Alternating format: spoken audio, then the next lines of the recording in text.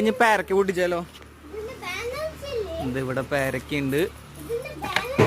ഇതേ പേരക്ക അയച്ചടാ, പേരക്ക അവിടെ വീണു. ഇനിയിപ്പോ എന്തൊരു ചെയ്യാ? ആ അതെ, പേരക്ക കിട്ടി. ഒരു പേരക്ക കിട്ടി.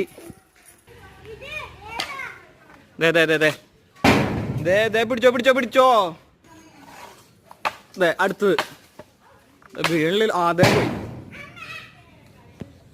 പേരക്ക.